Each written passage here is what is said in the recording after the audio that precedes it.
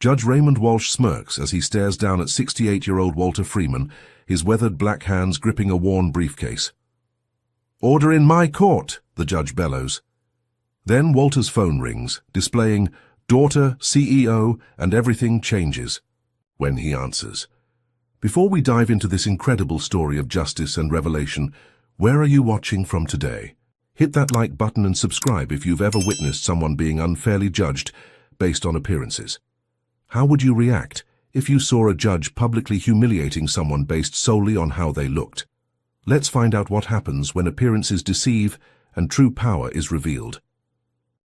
The Westbrook County Courthouse stood imposingly against the clear blue sky, its marble columns and grand architecture a stark reminder of the power housed within.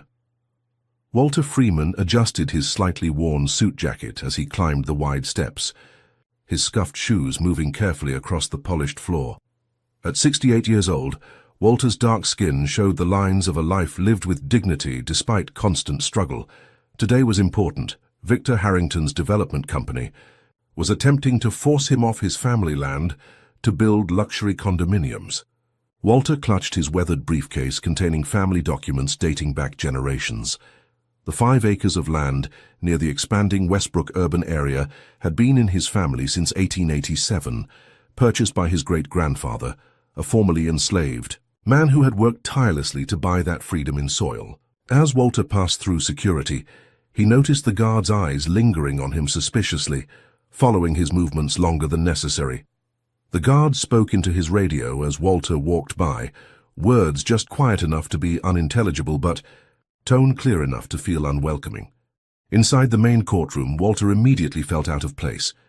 The gallery was filled predominantly with white faces in expensive suits, Harrington's associates, lawyers, and curious onlookers from the development world. A few community members sat scattered throughout, nodding respectfully to Walter, but they were vastly outnumbered. Walter took his seat alone at the plaintiff's table. He couldn't afford an attorney, not because he lacked resources, but because of principles that would soon become clear to everyone. The opposing table was crowded with Victor Harrington's legal team, led by Bradley Thompson, a sharp-featured man with a reputation for aggressive tactics against obstacles to progress, as he called property holdouts. Victor himself sat confidently. Behind his attorneys, his tailored suit and gold watch visible statements of his status. At precisely 9 o'clock, the bailiff called out, "All rise for the Honorable Judge Raymond Walsh." The judge entered, his black robe flowing behind him. At 62, Judge Walsh had a reputation throughout Westbrook County. Some called him efficient and no-nonsense, while others, particularly from minority communities, used very different terms behind closed doors. His thinning white hair and perpetual scowl gave him an intimidating presence as he surveyed the courtroom before taking his seat. Case number 47293, Harrington Development Corporation versus Freeman, the clerk announced. Property dispute regarding land parcel 429B, Freeman Heights area. Judge Walsh glanced at the paperwork, then at Walter sitting alone, and his expression shifted almost imperceptibly, a slight curl of his lip. "I see the plaintiff is representing himself," Judge Walsh noted, peering over his reading glasses. "Mr. Freeman, approach the bench." Walter rose with dignity, his tall frame slightly stooped with age, but his eyes clear and intelligent. He approached as instructed, carrying his briefcase. "Mr. Freeman," Judge Walsh began, his voice carrying throughout the courtroom, "this is a court of law, not a homeless shelter. Could you not find appropriate attire for these proceedings?" A low ripple of laughter spread through the gallery, quickly silenced as Walter stood straighter. "Your Honor, these clothes have served me well for many years. I believe what matters is the truth of my case, not my appearance." The judge's eyebrows rose. "Save the philosophizing. We have a busy docket. Mr. Thompson, please present your client's case." Bradley Thompson rose smoothly. "Thank you, Your Honor. The facts are simple. Harrington Development has legal claim to this land through proper channels. Mr. Freeman's alleged deed contains significant irregularities that invalidate his claim. Furthermore, the development will bring jobs and tax revenue to Westbrook County. Mr. Freeman is simply attempting to extract an unreasonable settlement by delaying progress." Thompson presented a series of glossy documents, maps and projections showing the proposed luxury development. Judge Walsh nodded approvingly as Thompson spoke uninterrupted for nearly 20 minutes, explaining various legal precedents and the economic benefits of the project. When Walter finally received his turn to speak, Judge Walsh immediately set the tone. "You have 5 minutes, Mr. Freeman. I have other cases waiting." Walter opened his briefcase and removed carefully preserved documents. "Your Honor, this land has been in my family for generations. I have here the original deed from 1887, when my great-grandfather Abraham Freeman purchased—" Judge Walsh interrupted. "Mr. Freeman, we need legally verified current documentation, not some ancient family heirloom." "Sir, if you would just look at these papers. Are these certified by the county recorder's office?" the judge asked sharply. "Well, no, but then they're inadmissible. Next point." Walter tried again. "Your Honor, the development plans falsely claim my property has been abandoned. As you can see, I am very much alive and living on the property that bears my family name. Freeman Heights was named after—" Judge Walsh cut him off again. "Mr. Freeman, the court is not interested in local folklore. Do you have countering evidence to Mr. Thompson's legal claims or not?" Walter pulled out handwritten notes and photographs of his property. "I've documented the boundaries and maintained the land as my family has for over a century." Judge Walsh actually laughed, a short, dismissive sound that cut through the courtroom. "Handwritten notes, Mr. Freeman, this isn't elementary school." More laughter rippled through the gallery. Victor Harrington exchanged smug glances with his associates. Walter's hands tightened around his documents, but he maintained his composure. "Your Honor, if you would just consider—" "Mr. Freeman," Judge Walsh said, voice rising, "one more interruption and I'll hold you in contempt. This court operates on legal facts, not sentiment and certainly not handwritten scribbles." Walter stood silently, dignity intact despite the humiliation. Judge Walsh continued, "Based on the evidence presented, I'm scheduling an eviction hearing for this Friday. 2 days should be sufficient for Mr. Freeman to gather whatever actual legal documentation he might possess." "2 days?" Walter asked, genuinely shocked. "Your Honor, that's hardly enough time to—" "That's my ruling," Judge Walsh stated flatly. "This development is important to our county's future. We won't delay progress for unsubstantiated claims. Court is adjourned until Friday, 9 a.m. As the gavel came down, Walter carefully replaced his documents in his briefcase. Victor Harrington approached, extending his hand with a practiced smile that never reached his eyes. "Mr. Freeman, this doesn't need to be difficult. My offer to purchase is still open, though obviously at a reduced rate given today's revelations about your documentation issues." Walter didn't take the offered hand. "Mr. Harrington, that land contains my family's history. Your money can't buy that." "History doesn't pay property taxes," Harrington replied smoothly. "Think about it. 2 days, Mr. Freeman." As Walter left the courtroom, he noticed a young black woman at the clerk's desk, watching him with an expression of concern. Jasmine Reynolds had been taking notes throughout the proceedings. Her brow furrowed as she observed Judge Walsh's behavior. Their eyes met briefly before Walter continued out of the courthouse, feeling the weight of his promise to his late wife, Martha. Never let them take what our ancestors built. Outside, the bright sunshine felt mockingly cheerful against the darkness of what had just transpired. Walter stood for a moment on the courthouse steps, remembering Martha's words when facing previous challenges. "A freeman stands tall, even when the world tries to bring them low." With those words echoing, in his mind, Walter began the long walk home to the land that carried his name and his legacy. The Freeman property stood in stark contrast to the luxury developments beginning to encroach upon its borders. 5 acres of well-maintained but modest land, featuring a simple 2-story home that Walter had built with his own hands in the 1970s. Massive oak trees planted by his grandfather provided shade and a sense of permanence that developers' quick-build condominiums could never match. Walter walked the perimeter of his property, as he had done every evening for decades, checking the boundaries that Victor Harrington seemed determined to erase. The setting sun cast long shadows across the land that held not just his family's History but secrets that the courtroom could never have imagined. Inside his home, Walter removed his court clothes and changed into comfortable overalls. The interior was modest, clean and functional rather than fancy. Photos lined the walls, showing a remarkable history few in Westbrook knew. One showed a young Walter in graduation robes at MIT, standing proudly between his beaming parents. Another captured him shaking hands with a former president receiving an innovation award. A third showed Walter and his late wife Martha in lab coats, celebrating the breakthrough that would change water purification technology forever. Walter's life story was extraordinary by any measure. Born in 1956 to sharecroppers in Mississippi, his childhood was defined by the brutal racism of the era. His earliest memories included his father being beaten for allegedly disrespecting a white store owner by requesting correct change. His school had been a single room with outdated textbooks discarded by the white school across town. Yet Walter's mind had been exceptional from the beginning. By 12, he was repairing farm equipment that professional mechanics had declared irreparable. By 16, he had taught himself advanced mathematics using borrowed books. Despite working multiple jobs, Walter secured a scholarship to MIT, where his brilliant mind flourished.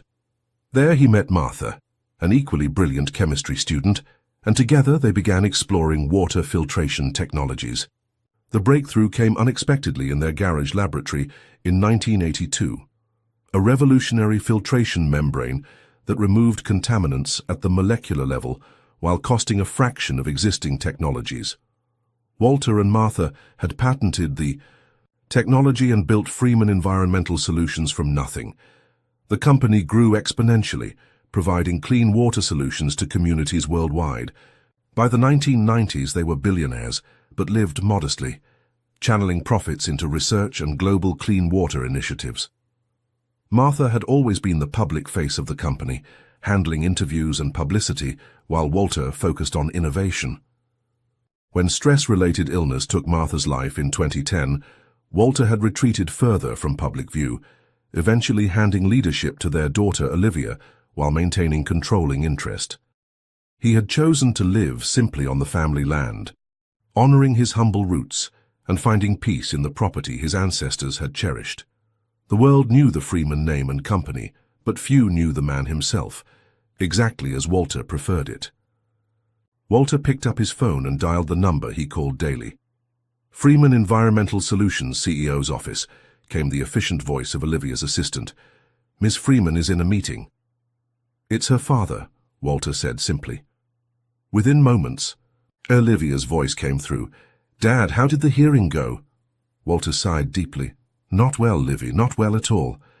He described the courtroom scene, Judge Walsh's dismissive attitude, and the rushed eviction hearing. As he spoke, Walter could practically hear his daughter's posture stiffening with each detail. Olivia Freeman had inherited her father's brilliant mind and her mother's fierce protective instincts. At 43, she had expanded Freeman Environmental Solutions into new sustainable technologies while maintaining the company's ethical core. Dad, this is outrageous. Let me send our legal team. Jenkins can be there by morning and— No, Livy, Walter interrupted gently. You know how I feel about this. I've fought my own battles all my life. I just wanted you to know what's happening. Dad, Olivia's voice softened. This isn't about pride anymore. This is your home, our family legacy. Let me help. Walter moved to the window, looking out at the land bathed in twilight. I want to try once more on my own terms. If Friday's hearing goes poorly, then we'll discuss alternatives. Olivia was silent for a moment. 2 days isn't much time, Dad. It's enough to tell the truth. That's all I need. After they hung up, Walter didn't see Olivia immediately begin making calls, her Harvard-trained legal mind already formulating strategies her father hadn't requested but desperately needed. Nor did he see her begin investigating Judge Raymond Walsh's record and connections. Walter spent the evening methodically going through old family photographs and documents. In a weathered metal box, he found photographs of his great-grandfather, Abraham, standing proudly on the newly purchased land, deed in hand. Further searching uncovered county newspapers from the 1930s, when his grandfather had fought off previous attempts to claim the land, by none other than Victor Harrington's grandfather, the pattern suddenly became clear. This wasn't just about luxury condominiums. This was about erasing a historical wrong that had denied the Harrington family what they had always believed should be theirs. As Walter connected these historical dots, Olivia was making discoveries of her own. Judge Raymond Walsh had ruled on 6 previous cases involving Harrington Development Corporation, all in Victor's favor. More disturbingly, in each case, the opposing parties had been minority landowners. The pattern was too consistent to be coincidence. What neither Walter nor Olivia yet knew was that the young court clerk, Jasmine Reynolds, was conducting her own investigation. Unable to forget the blatant disrespect she'd witnessed in the courtroom, Jasmine began searching through case records after hours. As a recent law school graduate working in the court system to gain experience, she had access to records few others could see. What she discovered disturbed her deeply. Judge Walsh had ruled against minority property owners in an astonishing 94% of cases.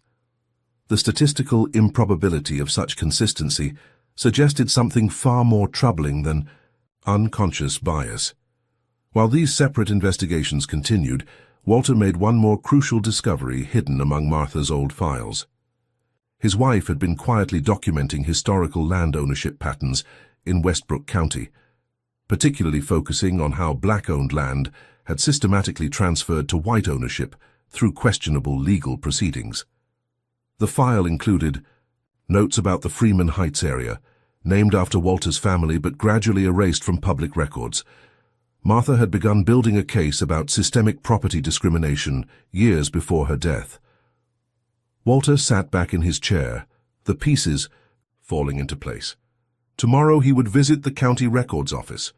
He needed to verify what he now suspected was a decades-long pattern of injustice, one that his own case was just the latest chapter in. As Walter finally went to bed, he felt Martha's presence stronger than he had in years. "I'm still fighting.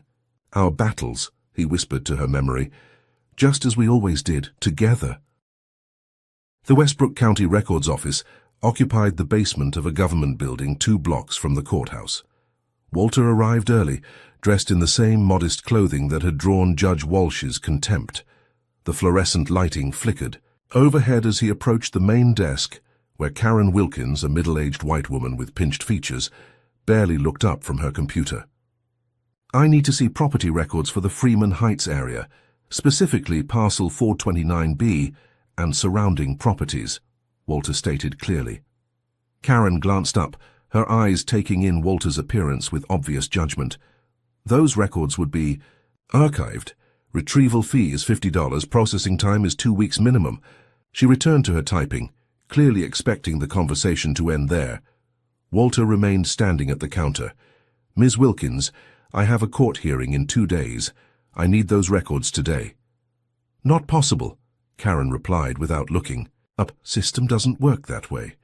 You can file an expedited request for an additional $100, might get them by next Tuesday." "The hearing is this Friday," Walter repeated calmly. "I'm sure accommodations can be made when court proceedings are involved." Karen sighed dramatically and finally gave Walter her full attention. "Sir, I've explained our process. If your hearing is Friday, you should have requested these documents weeks ago. Poor planning on your part doesn't constitute an emergency. On mine." From a nearby desk, a younger black man had been listening to the exchange.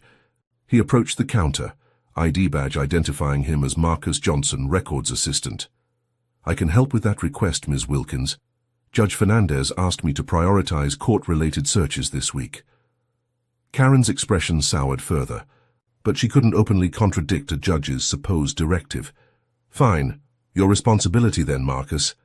She returned to her computer, effectively dismissing them both. Marcus led Walter to a research terminal in a quiet corner. "Mr. Freeman," he said quietly, "I recognized your name. I read about your filtration technology in a business magazine years ago.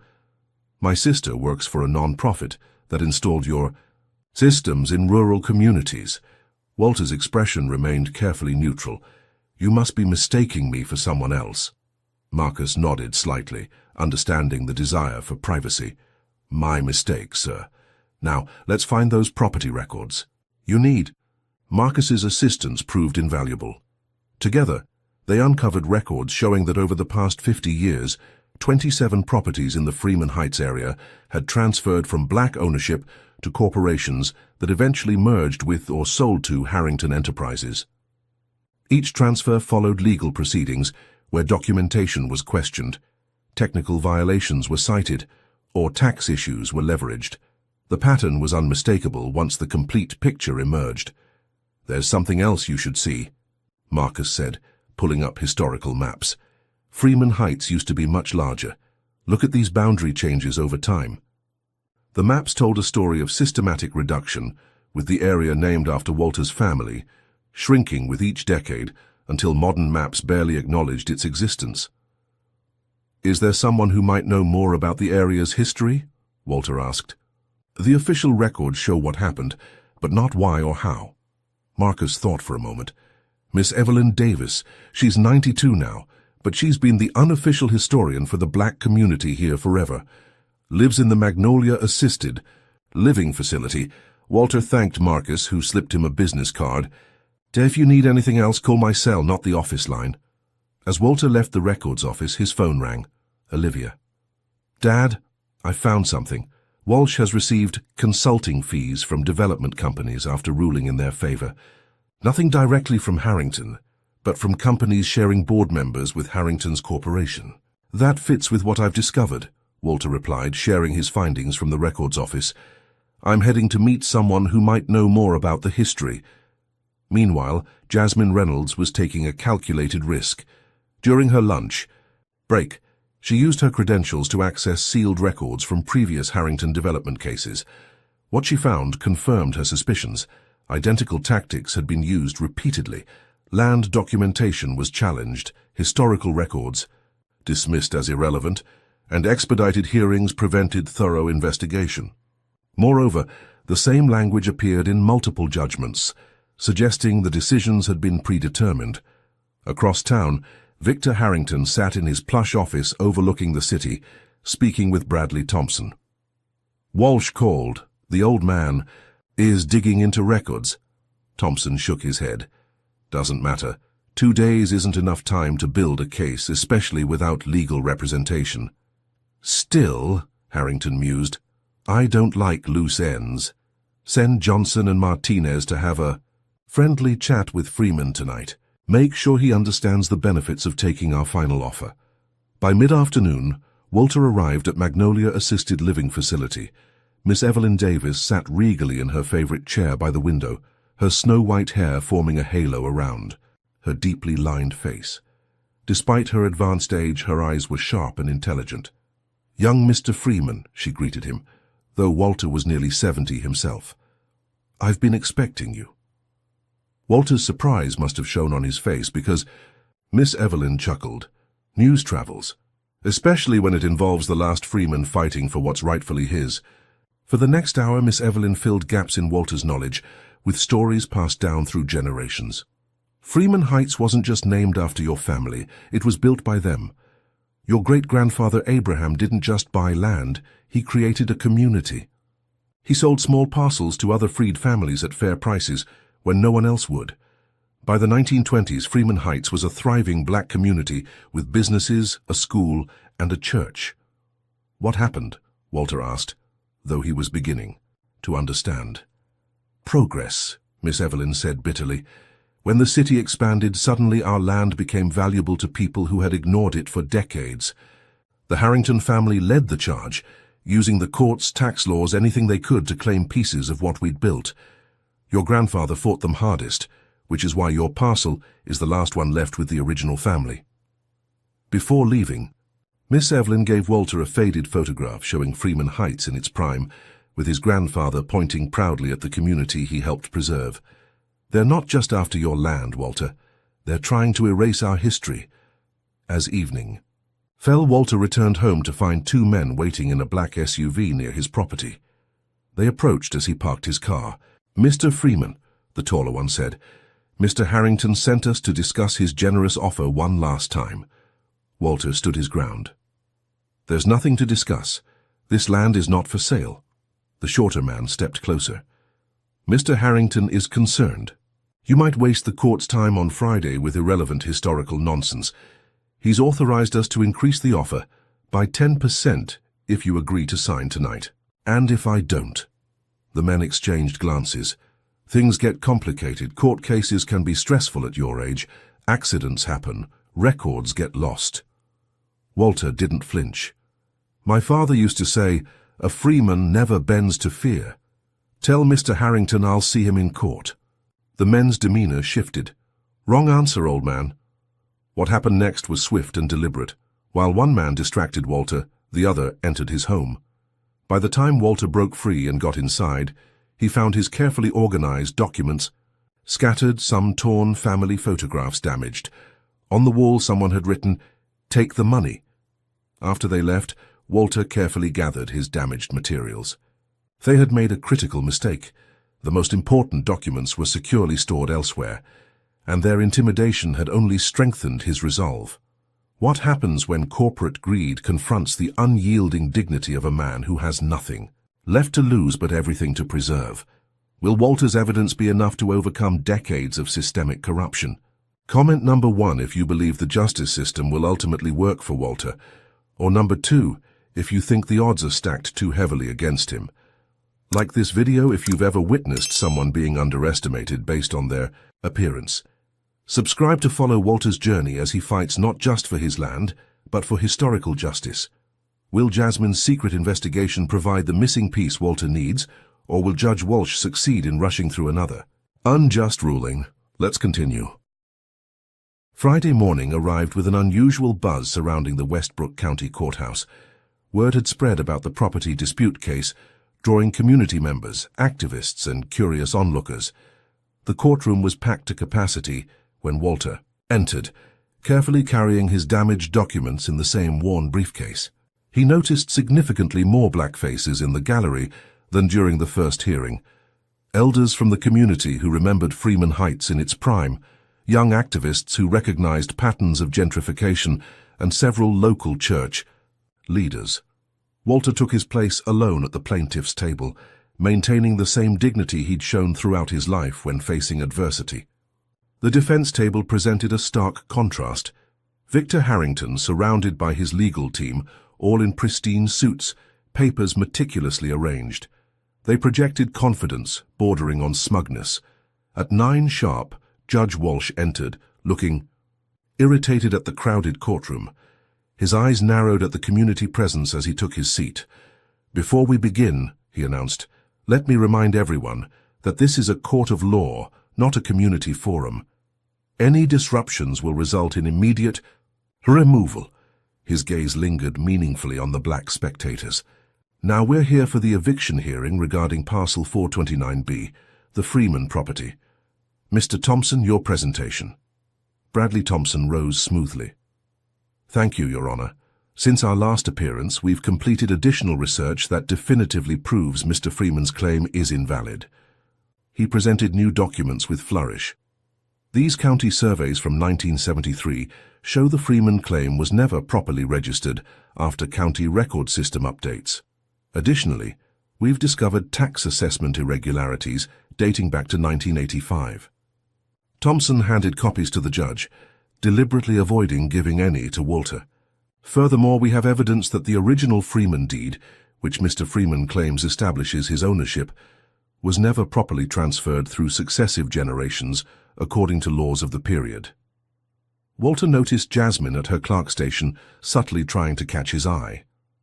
When their gazes met, she glanced meaningfully at a specific filing cabinet behind the judge's bench, then down at her notepad where she'd written something. Judge Walsh reviewed the documents with obvious approval. "Very thorough, Mr. Thompson. Mr. Freeman, your response to these serious documentation issues?" Walter stood, opening his briefcase. "Your Honor, first I'd like to present evidence of property damage and intimidation that occurred at my home last night, after representatives from Harrington Development visited." He removed photographs showing his scattered papers and the threatening message. Judge Walsh barely glanced at them. "Mr. Freeman, unsubstantiated accusations of intimidation are not relevant to the property dispute. Do you have any response to the documentation issues Mr. Thompson has raised? Yes, Your Honor. If you'll examine the original deed and subsequent transfers, we've established those documents lack proper certification, Judge Walsh interrupted. I'm asking about the specific issues raised today. Walter persisted. The documents Mr. Thompson references from 1973 were part of a systematic effort to delegitimize black land ownership throughout the county. If you'll allow me to explain the historical context. Mr. Freeman, Judge Walsh cut in sharply, this court deals with legal facts, not historical grievances. The records clearly show irregularities in your claim. Murmurs of discontent rose from the gallery. Judge Walsh banged his gavel. Order! One more outburst and I'll clear the courtroom. Walter tried again. Your Honor, these irregularities were created by a system designed to dispossess minority landowners. The Freeman Heights area. Mr. Freeman, the judge's voice turned. Openly condescending. We're not here for a history lesson about an outdated neighborhood name. We're here about property law and documentation, which you clearly don't understand. Victor Harrington smirked as Walsh continued. Some people simply don't understand how progress works. This development will benefit the entire county with tax revenue and jobs. The racist undertone of some people wasn't lost on anyone in the courtroom. Walter noticed Jasmine again, trying to signal him more urgently now. She discreetly slid a note to a court officer, who reluctantly passed it to Walter. It read, "Ask for phone call privilege. Evidence relevant to case. Trust me." Walter straightened his shoulders. Your Honor, before you rule, I request permission to make a phone call as it relates directly to evidence in this case. Judge Walsh looked incredulous. A phone call? Mr. Freeman, this isn't a game show where you get to phone a friend. Laughter rippled through Harrington's side of the courtroom. Walsh continued, but by all means entertain us. The court will allow this unusual request to demonstrate our patience with pro-se litigants. He gestured grandly. Proceed. Walter removed his phone and dialed. Putting it on speaker, he placed it on the table. After 2 rings, a crisp, professional voice answered. Olivia Freeman, CEO of Freeman Environmental Solutions. Walter spoke clearly. Olivia, you're on speakerphone in Judge Walsh's courtroom regarding our family property. Her subtle shift rippled through the courtroom. Freeman Environmental Solutions was a globally recognized name. Judge Walsh's expression flickered with uncertainty for the first time. Ms. Freeman, Walter continued, could you please inform the court about our family's historical connection to the property in question and the documentation we possess? Olivia's voice was authoritative and measured. Of course, Dad. Our family has owned that land since 1887 when my great-great-grandfather purchased it after emancipation. We have the original deed, subsequent transfers, and documentation of the systematic attempts to invalidate black land ownership in Westbrook County during the 1970s redistricting. The courtroom had gone completely silent. Judge Walsh leaned forward. Excuse me, Dad. Are you claiming to be Walter Freeman's daughter? I am Walter Freeman's daughter, Your Honor, Olivia replied calmly, and I'm requesting a 24-hour continuance in this case. Our legal team will be arriving this afternoon with comprehensive documentation addressing every issue Mr. Thompson has raised, plus evidence of judicial misconduct in similar cases involving Harrington Development. Judge Walsh's face flushed, red. This is highly irregular. Ms. Freeman, court procedures can't be dictated by a secretary making phone calls. The dismissive term hung in the air for a moment before Olivia responded. I'm the Chief Executive Officer of Freeman Environmental Solutions, Your Honor, a company with annual revenue exceeding $4 billion, and I'm not dictating procedures. I'm requesting a standard continuance to ensure all evidence is properly presented. Victor Harrington was frantically whispering to his attorneys, his confident demeanor crumbling. Judge Walsh, sensing the shift in power but trying to maintain control, cleared his throat. The court will grant a 24-hour continuance purely to demonstrate our commitment to thorough review. We'll reconvene tomorrow at 9 a.m., court adjourned. As the gavel came down, the courtroom erupted in excited conversation. Community members approached Walter with supportive words and pats on the shoulder. Jasmine caught his eye from across the room and gave a subtle nod of approval. Victor Harrington and his team hurried out, already on their phones. Outside the courthouse, Walter was surprised to find Miss Evelyn Davis waiting in a wheelchair attended by her nurse. "Couldn't miss the main event," she explained with a smile. "I brought something for you." She handed Walter a manila envelope. Historical photographs from the county's Black Historical Society archives showing the original Freeman family home and community. Proof that Freeman Heights wasn't just a name, it was our people's achievement. Walter clasped her weathered hand. "Thank you, Miss Evelyn. Your father would be proud," she replied. "Now go meet that brilliant daughter of yours and finish what your family started generations ago." As Walter walked away, his phone rang again, Olivia confirming her flight had landed. The pieces were falling into place, but Walter knew tomorrow would bring the real battle. The truth wouldn't just set him free, it would expose generations of injustice that extended far beyond his 5 acres of land. The sleek private jet touched down at Westbrook Regional Airport just after 2 p.m. Olivia Freeman descended the stairs with practiced efficiency, her tailored charcoal suit and confident stride marking her as someone accustomed to commanding attention.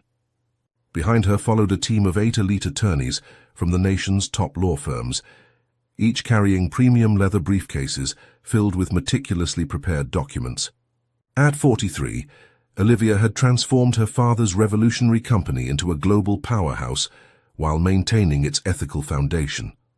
Her dark hair was pulled back in a professional bun, her complexion a shade lighter than Walter's, but with the same determined set to her jaw. 2 luxury SUVs awaited the group, whisking them directly to Walter's property. As they drove, Olivia gazed out the window, memories flooding back of childhood visits to her grandparents here. She remembered her mother's words from decades earlier, words that had shaped her approach to business and life.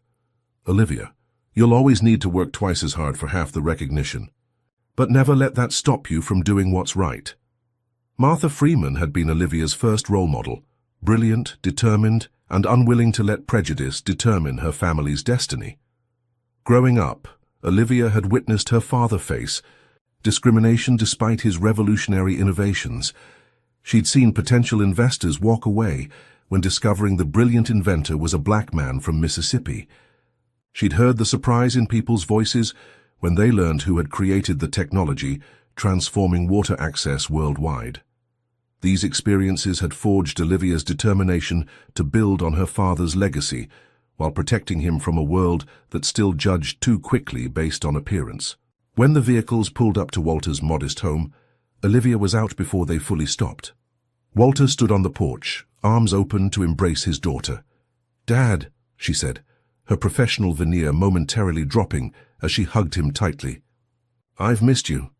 "Missed you too, Livy," he replied, using the childhood nickname only he was permitted to use, "though I wish the circumstances were different." Olivia stepped back, noticing the damaged interior visible through the open door. "Show me what they did." Walter led Olivia and her lead attorney, James Washington, through the house, pointing out the scattered papers, damaged photographs, and threatening message still visible on the wall. Washington, a distinguished attorney with 30 years of experience in civil rights cases, documented everything with grim efficiency. "Classic intimidation tactics," he noted. "They've made a serious mistake. This strengthens our case considerably." The legal team transformed Walter's living room into a command center. Laptops open, documents spread across every available surface, cellular hotspots creating a temporary high-speed network. Olivia had brought everything from court reporters to forensic accountants specialized in property law. "Dad, we've been investigating Judge Walsh since you first called," Olivia explained as they reviewed strategy. "He's ruled against minority property owners in 94% of cases involving development companies. Moreover, we've traced consulting fees he's received from corporations affiliated with Harrington Enterprises after favorable rulings." Walter shook his head sadly. "It's never been about just my land, has it?" "No," Washington confirmed. "Our research suggests this is part of a systematic effort to erase historically black-owned properties throughout the county, the Harrington E. Development plans we've obtained show they intend to rename the entire area Harrington Hills, effectively erasing the Freeman name from local history." As the team worked, Walter shared Miss Evelyn's historical photographs and the documents he'd gathered from the county records office. A forensic analyst on Olivia's team discovered something crucial. The supposed tax irregularities Thompson had presented were actually forgeries, with dates and numbers subtly altered from the original records. The evidence of corruption was becoming overwhelming. By early evening, news vans had gathered outside Walter's property. The story of a billionaire, inventor living modestly, while fighting against corrupt development, had captured media attention. Olivia selected several respected journalists for brief interviews, focusing on the environmental impact of Harrington's development plans rather than revealing her father's full history. Freeman Environmental Solutions has concerns about the proposed development's impact on the local watershed, she stated professionally. Our interest is ensuring sustainable development that respects both environmental and historical considerations. She carefully avoided mentioning her personal connection, allowing that revelation to happen in court. Meanwhile, Victor Harrington was panicking. He'd spent the afternoon in emergency meetings with his attorneys, trying to understand how he'd missed Walter Freeman's true identity. How was I supposed to know some old black man in worn clothes was actually Walter Freeman? He demanded. His company is worth billions. Why is he living like that? Bradley Thompson was equally shocked. The Freeman name is common. We did standard background checks that showed nothing unusual. He doesn't exactly live like a billionaire. Harrington's phone rang. Judge Walsh. What the hell is happening, Victor? Walsh demanded without preamble. Freeman Environmental Solutions? Do you realize who these people are? The kind of legal firepower they can bring? We're handling it, Harrington assured him, despite his own doubts. It's just intimidation tactics. The land rights are still questionable legally. Fix this, Walsh hissed before hanging up. Neither man realized their conversation was being recorded by Olivia's security team, who had implemented counter-surveillance measures immediately upon arrival. Back at Walter's home, Olivia and her father sat on the porch swing as evening fell, taking a brief respite from the intense preparations. You could have told them who you were from the beginning, Olivia noted. It would have stopped this immediately. Walter shook his head. This was never about me or my reputation, Livy. It's about justice, not just for our family, but for everyone who's been silenced by this system. If I'd used my name and wealth from the start, it would have just been another story of privilege winning. I wanted the truth to matter more than power. Olivia squeezed his hand. Mum would be proud of you, I know I am. Their moment was interrupted by James Washington. We've found something else. Harrington's development plans include major environmental violations that would contaminate groundwater in surrounding communities, predominantly minority neighborhoods. This discovery shifted their strategy. Walter and Olivia agreed that tomorrow's hearing would focus not just on their property rights, but on exposing the broader pattern of discrimination and environmental racism. Throughout the night, community members arrived bringing food and support.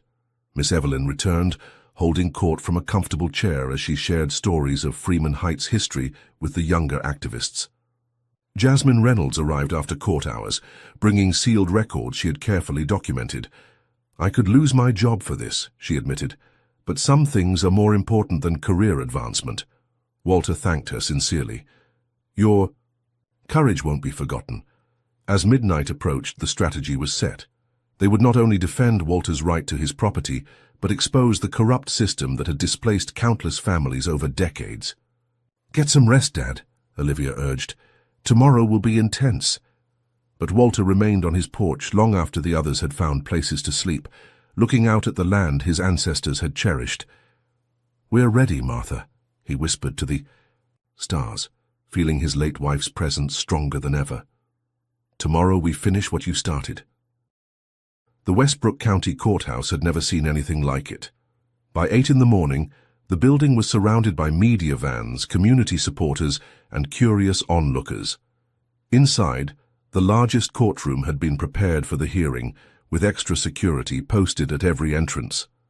The gallery was filled beyond capacity, with people standing along the walls despite the fire marshal's concerns. The contrast between the two sides of the courtroom could not have been more dramatic. Victor Harrington arrived with his team of Attorneys looking visibly stressed, filing emergency motions until the last minute.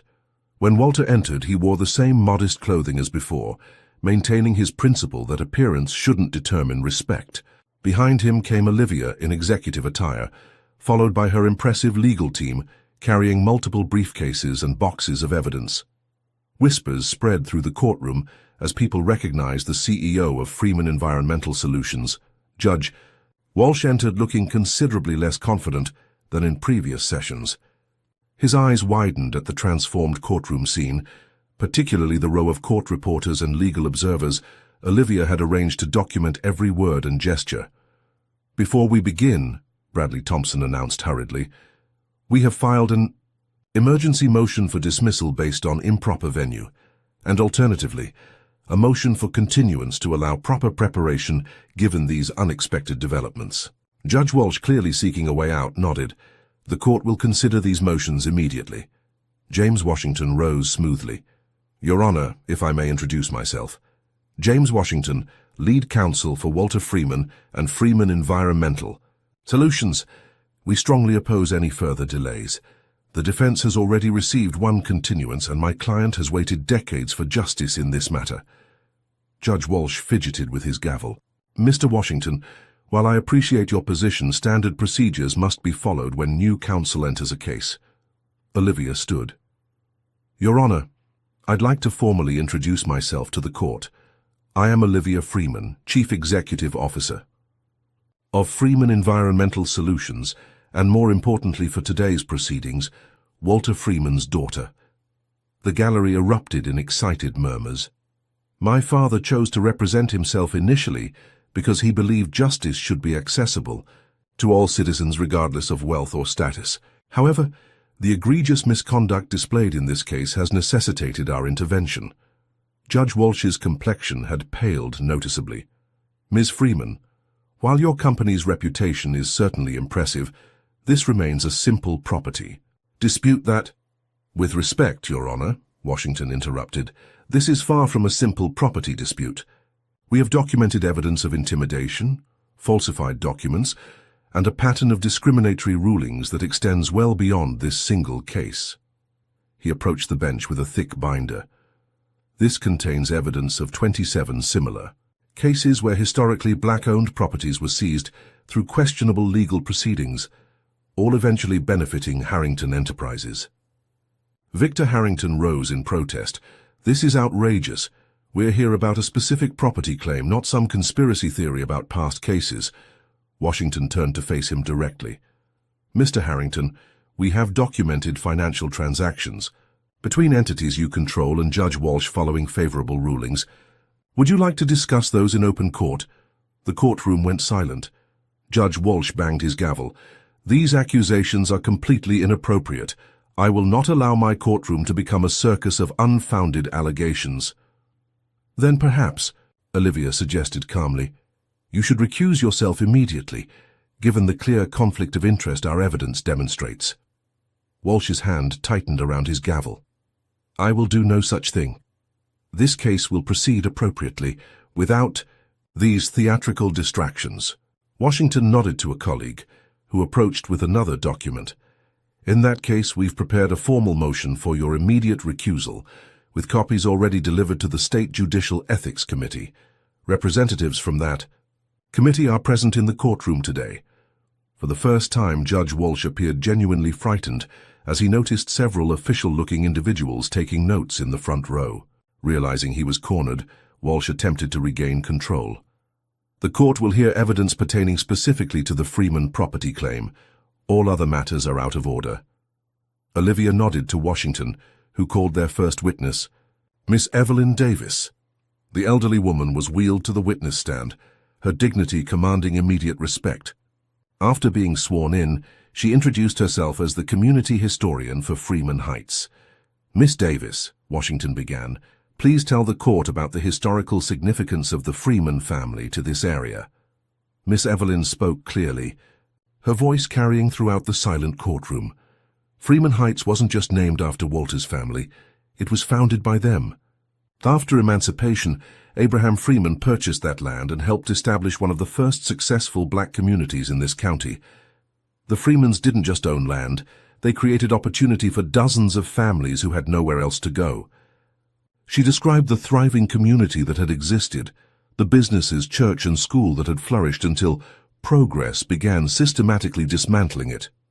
As she spoke, historical photographs were displayed showing the original Freeman, homestead and the community in its prime. Next, Marcus Johnson from the County Records Office testified about the pattern of land transfers he had discovered and the systematic reduction of Freeman Heights on official maps. Then came the moment everyone had been waiting for. Walter Freeman took the stand. Under Washington's careful questioning, Walter finally told his extraordinary life story publicly, from poverty in Mississippi to MIT, from garage inventor to creating revolutionary technology that had transformed global water access. I chose to live simply on my family land, to honor my parents and grandparents who struggled so I could succeed, Walter explained. My late wife Martha and I built our company with a promise that we would never forget where we came from. He presented his patents, worth billions, and documentation of Freeman Environmental Solutions' global impact. The technology that provides clean water to millions worldwide was developed right there, on the land Mr. Harrington claims has no value beyond luxury condominiums. As Walter spoke, Victor Harrington approached his table with a note proposing a mutually beneficial partnership opportunity. Walter ignored it completely. The courtroom fell completely silent when Walter revealed the recordings his security system had captured of Harrington's men damaging his property and making threats. This isn't just about my land, Walter concluded. It's about a systematic attempt to erase black historical presence from this county, something my late wife Martha documented for years before her death. Olivia then took the stand, announcing Freeman Environmental Solutions plans to establish a research campus and historical center on the property. We intend to honor both innovation and history by creating hundreds of local jobs while preserving the legacy of Freeman Heights, she stated. Judge Walsh, seeing his position becoming increasingly untenable, finally attempted to recuse himself. In light of these complex developments, I believe another judge should— It's too late for that, Your Honor, Washington interrupted, as a woman in an official blazer approached the bench. This is Representative Sandra Miller from the State Judicial Oversight Committee. Given the evidence we've presented of judicial misconduct, she has the authority to implement immediate administrative suspension. Walsh's face contorted with rage. This is absurd. You can't just walk in and— Actually, we can, Miller stated firmly. Evidence of judicial misconduct requiring immediate intervention has been presented to our office. You are temporarily relieved of duties pending full investigation. As court officers approached the bench, Walsh lost all composure. This is what happens when you give these people an inch, he shouted, his racism finally fully exposed. They're not satisfied. With their place always wanting more. The courtroom gasped at the naked prejudice. Victor Harrington, seeing everything collapsing, attempted to slip out a side door but was stopped by security. Washington announced, "We have evidence Mr. Harrington attempted to flee to his private plane earlier today after transferring significant assets offshore. Court officers detained him as well." As the dramatic scene unfolded, Walter remained calm, his eyes meeting Olivia's across the chaotic courtroom. Decades of injustice were finally being exposed, not just for his family, but for an entire community that had been systematically erased. Have you ever witnessed someone being completely underestimated based on their appearance, only to reveal extraordinary capabilities when pushed too far? Comment number 1. If you believe appearances too often determine how people are treated in our society. Or number 2, if you think true character always eventually shines through. Like this video if you believe in fighting for justice, even when the odds seem impossible. Subscribe to see how Walter uses his unexpected victory to transform an entire community. Will Judge Walsh and Victor Harrington face real consequences for their actions, or will wealth and privilege shield them from justice yet again? Let's find out. The revelation of Walter Freeman's true identity and the exposure of judicial corruption exploded beyond Westbrook County. Within 24 hours, national news networks picked up the story, framing it as a dramatic example of both racial bias in the justice system and the power of perseverance against corrupt institutions. Billionaire inventor posed as poor man to expose court corruption read headlines across the country. Walter's modest home became an impromptu media headquarters as journalists sought interviews and community members gathered in support. The Freeman case catalyzed something unexpected.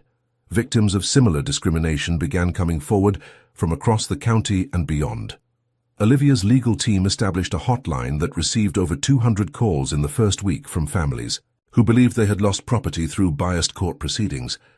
Patterns emerged showing how the tactics used against Walter had been refined over decades, challenging documentation, expediting hearings to prevent proper defense, dismissing historical evidence, and leveraging technical violations to invalidate legitimate claims. The state investigation expanded rapidly as connections were discovered between Judge Walsh and 4 other judges in neighboring counties. Court records revealed that, in the past 15 years, over 60 properties owned by minority families had been transferred to development companies through questionable legal proceedings, many eventually controlled by Harrington Enterprises. For Walter, the personal vindication was secondary to the historical revelation. Investigative journalists uncovered that Judge Walsh's family had historically owned enslaved people on plantations that included portions of what later became Freeman Heights. The attempt to seize Walter's land wasn't just about luxury condominiums. It was the final chapter in a multi-generational effort to reclaim what the Walsh family considered rightfully theirs. "The past isn't really past," Walter observed during a rare interview. "It just wears different clothes." As the investigation deepened, the business consequences mounted. Harrington Development Corporation faced a shareholder revolt as the company's stock plummeted amid revelations of systematic corruption. Major investors distanced themselves from Victor, unwilling to be associated with the growing scandal. Financial forensics revealed a complex web of shell companies used to hide connections between Walsh's rulings and benefits received. Meanwhile, Walter's own story captured public imagination. His journey from Mississippi poverty to MIT and his revolutionary water filtration technology that had brought clean water to millions in developing countries became the subject of documentaries and news specials.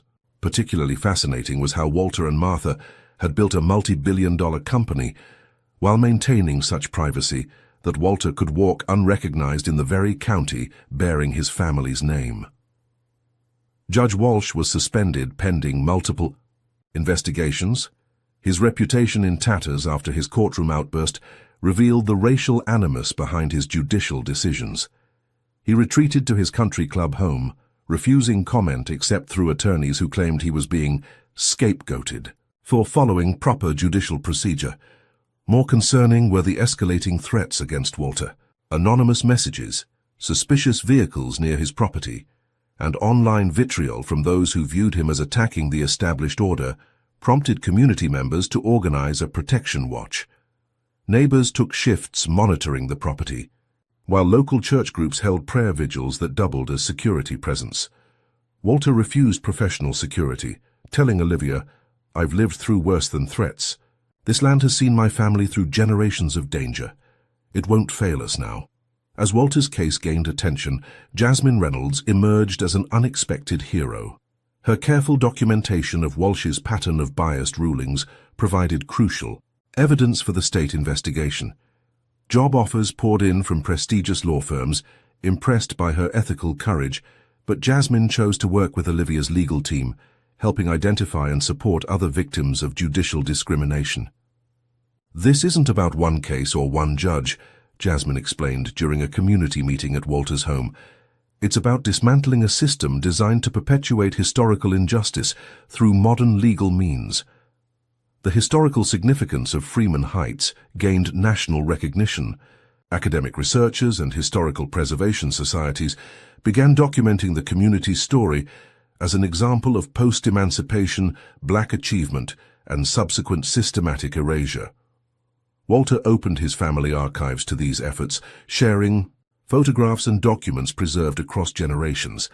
As public pressure mounted, higher courts began reviewing previous Walsh rulings, particularly those involving property disputes. Several were immediately flagged for significant procedural concerns, legal terminology for what community members more bluntly called corruption.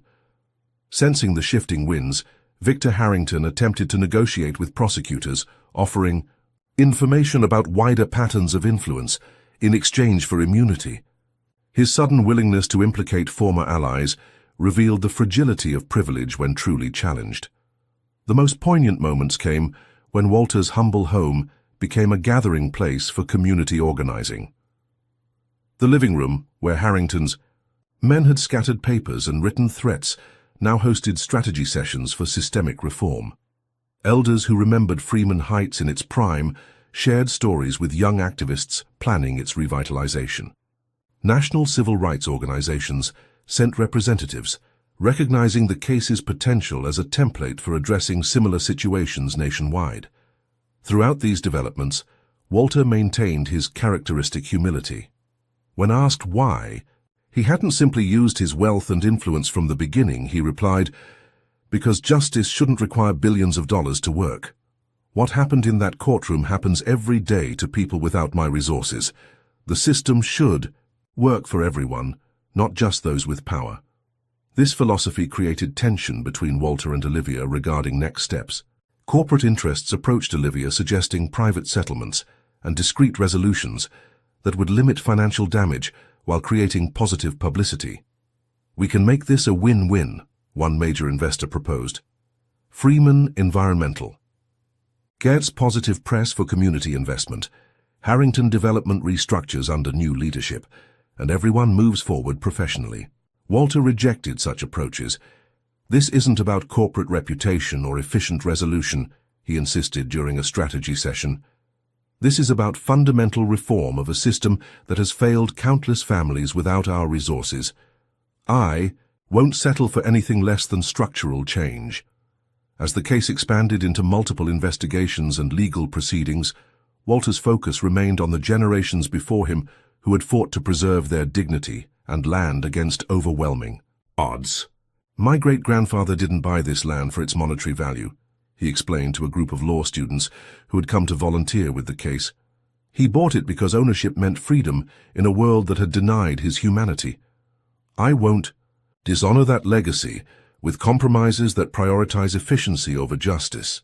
With each revelation, the case transcended the boundaries of a property dispute to become a watershed moment in addressing how legal systems can perpetuate historical inequities through seemingly neutral procedures. What had begun as one man defending his family land was evolving into a comprehensive examination of how property, power, and race remained intertwined long after laws had supposedly leveled the playing field. 3 weeks after the dramatic courtroom revelation, the state Supreme Court called an emergency hearing to address the mounting evidence of judicial misconduct in Westbrook County.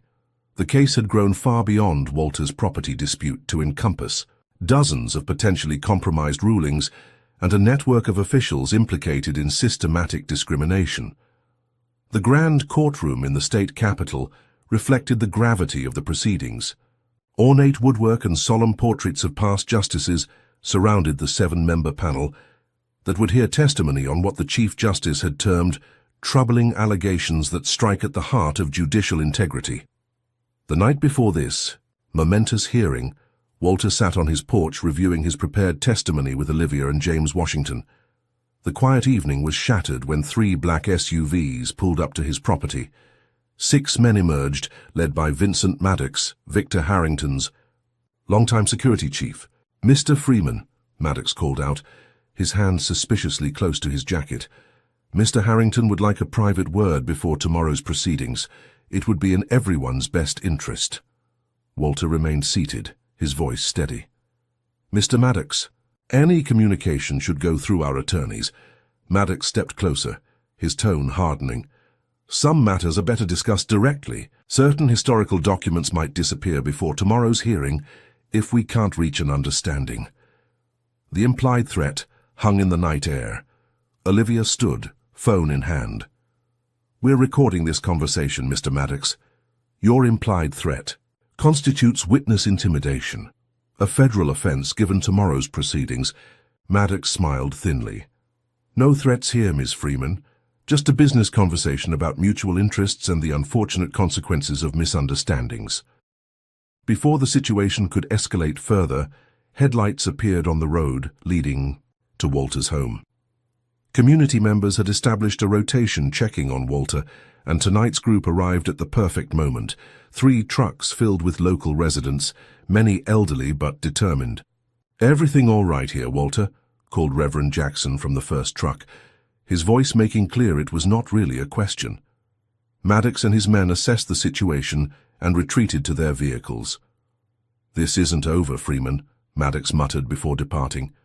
The community members stayed through the night, maintaining a protective presence. As dawn broke, Walter prepared for what he knew would be one of the most important days of his life. He dressed in a new suit Olivia had brought, his first concession to formality since the case began. "Today isn't about me," he explained. "It's about everyone who never got their day in court. I need to honor that responsibility." By 8 a.m., the streets surrounding the State Supreme Court building were filled with demonstrators supporting judicial reform.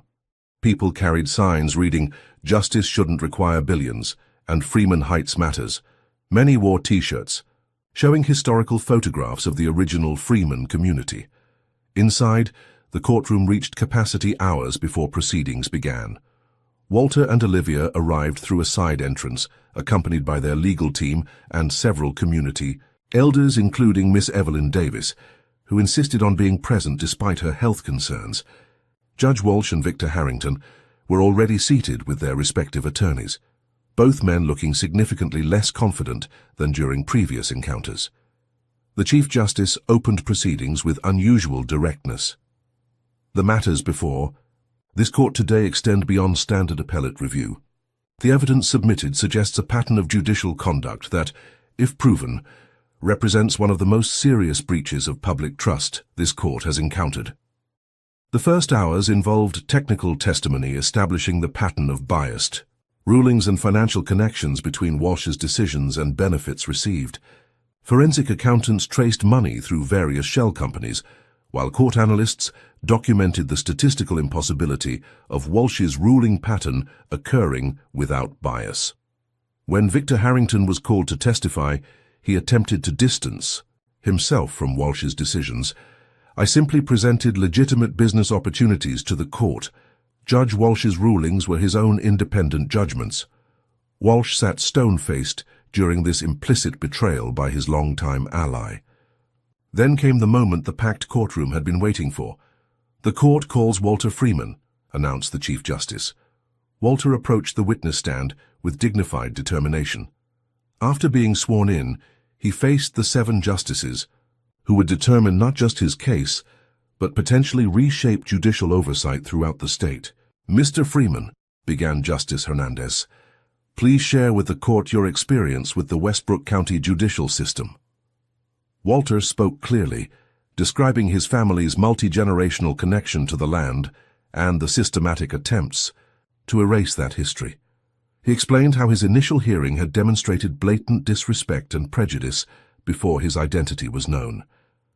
"The treatment I received while appearing as just another elderly black man was revealing," Walter stated.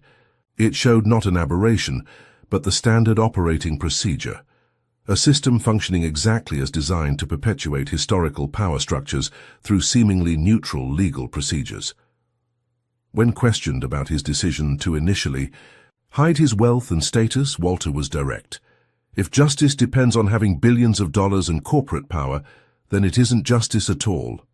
I wanted to see if the system would work for Walter Freeman, the person, not Walter Freeman, the CEO." Walter then methodically presented evidence of the larger pattern affecting dozens of families without his resources.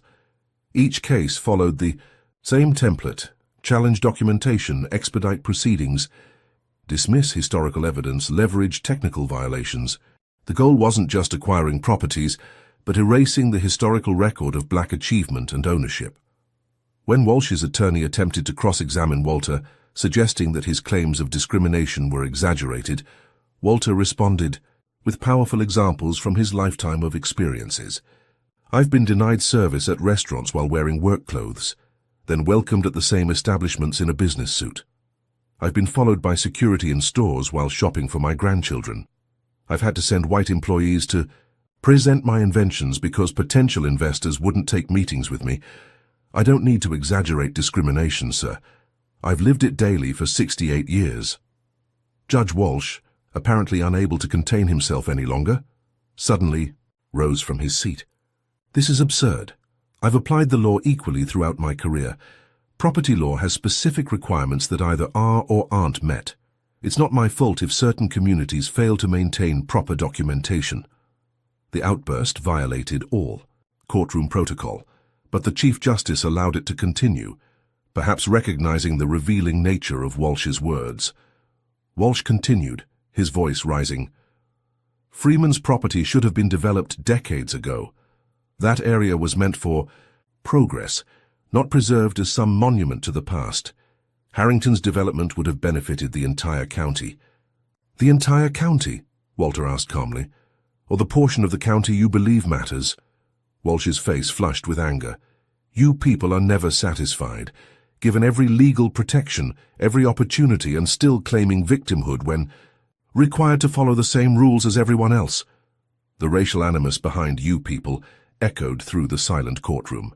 The Chief Justice banged her gavel. Judge Walsh, you will restrain yourself or be removed from these proceedings. In the most dramatic moment of the hearing, Victor Harrington's attorney approached the bench with a flash drive. Your Honors, my client wishes to cooperate fully with this investigation. This drive contains recorded conversations between Mr. Harrington and Judge Walsh, discussing the targeting of specific properties based on racial demographics of ownership. Walsh turned to Harrington in shock. You recorded our meetings, you treacherous... Court officers intervened before Walsh could physically confront his former ally. After reviewing the recordings in chambers, the judicial panel returned with unprecedented speed. The Chief Justice addressed the packed courtroom. Based on overwhelming evidence, this court unanimously finds that systematic judicial misconduct has occurred in Westbrook County under Judge Raymond Walsh's authority. We are implementing the following immediate actions. First, Judge Walsh is permanently removed from the bench and referred for criminal investigation.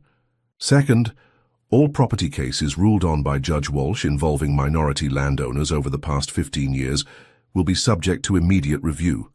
Third, an independent commission will investigate all judges who worked alongside Walsh for similar patterns of conduct.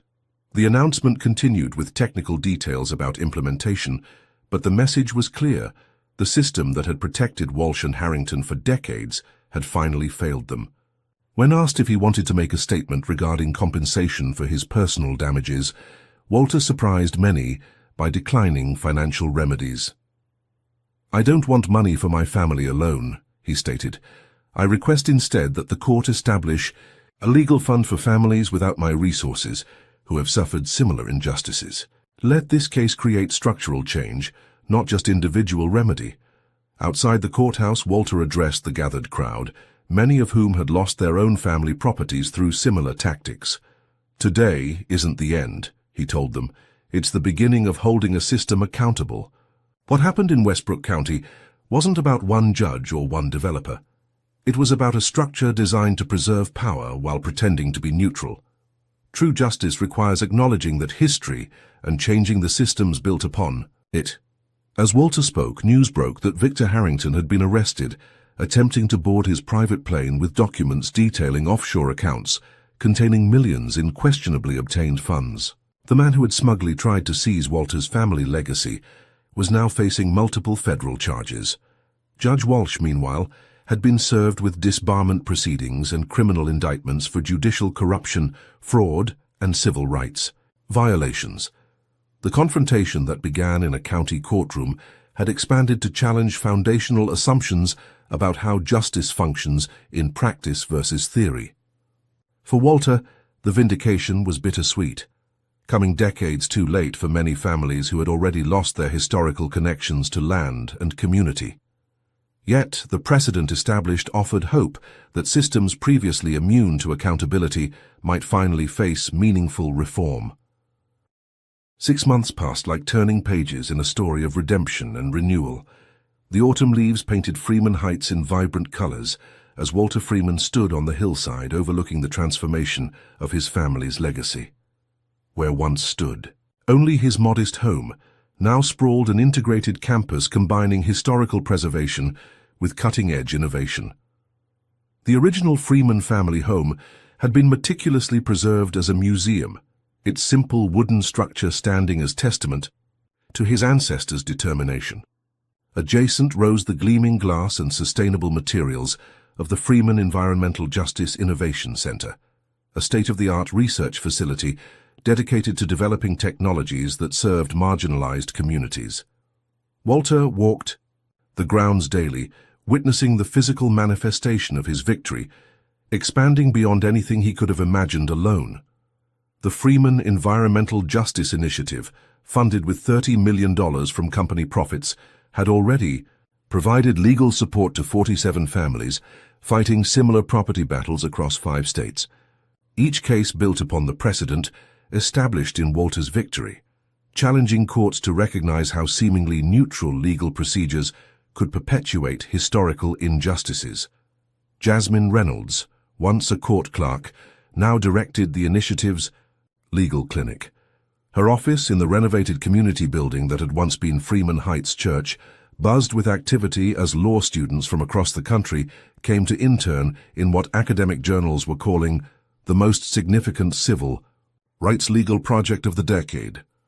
The state investigation into judicial misconduct had expanded far beyond initial expectations. 3 additional judges faced disbarment proceedings, while dozens of previous property rulings had been overturned based on evidence of bias or corruption.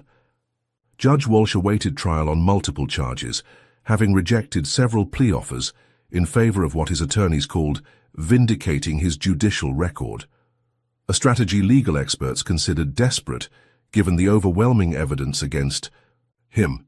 Victor Harrington had chosen a different path, cooperating extensively with authorities in exchange for sentencing considerations. His testimony had exposed networks of influence extending into county government, tax offices, and planning commissions, all designed to facilitate the transfer of minority-owned properties to development interests.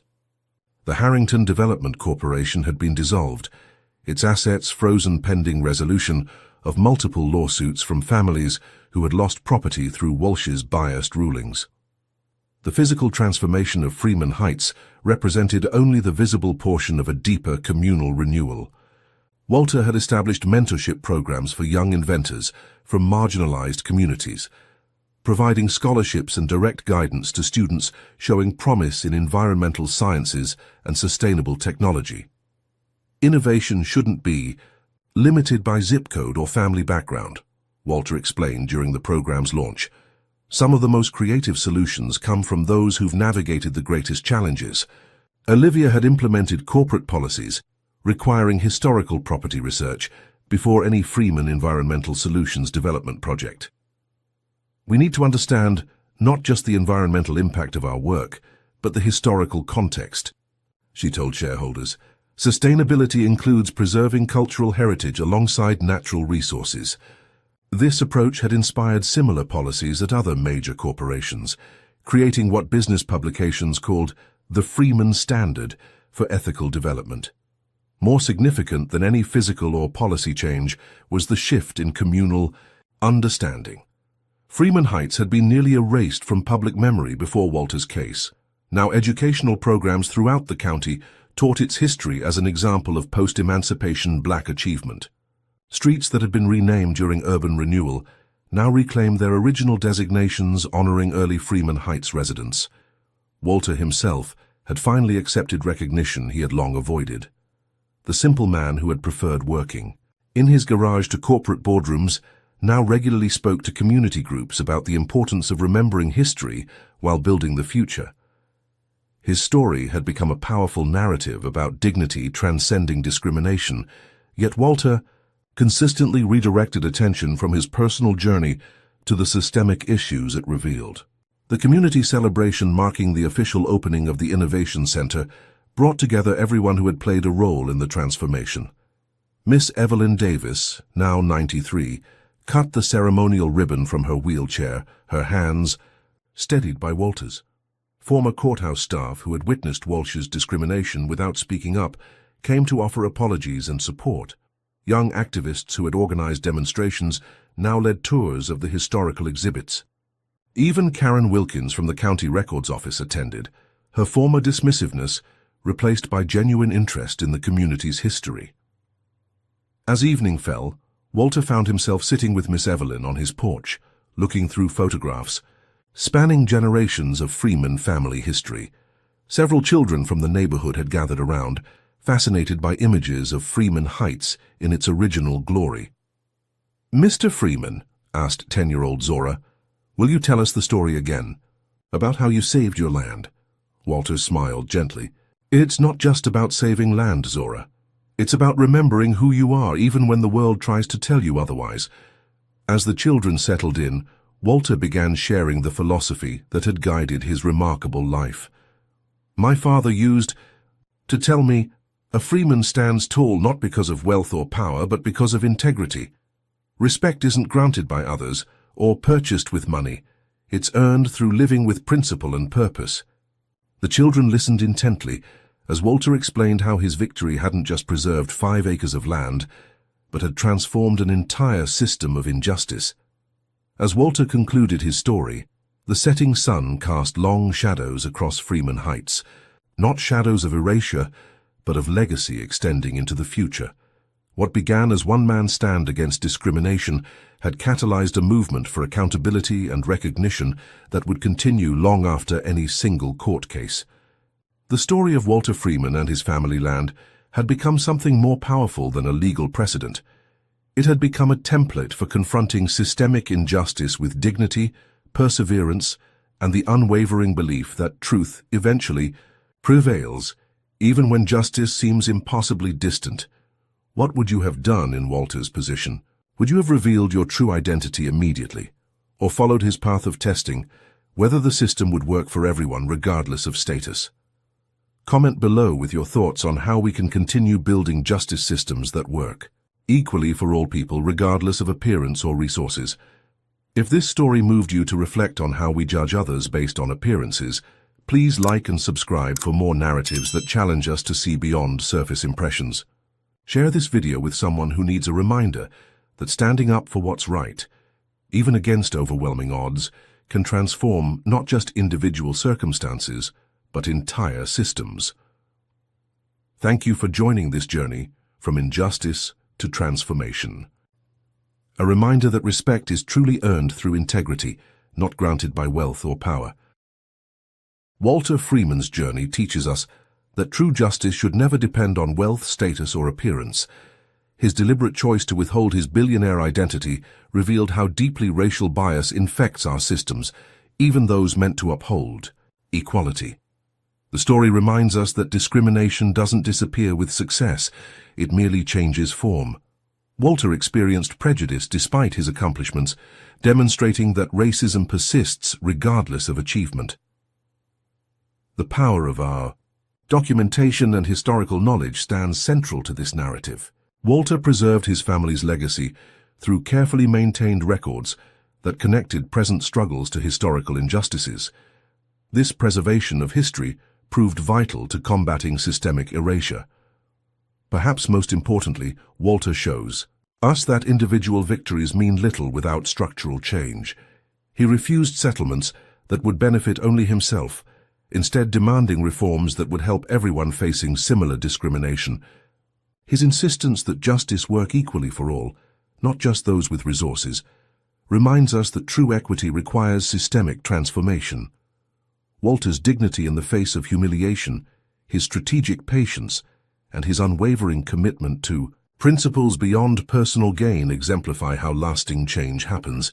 By standing firm not just for his land, but for his community's history and future, he transformed a personal struggle into a movement for accountability and recognition. What biases might be operating in your own life that you don't recognize until they're challenged? Have you ever witnessed or experienced someone being misjudged based on their appearance? I'd love to hear your stories in the comments below.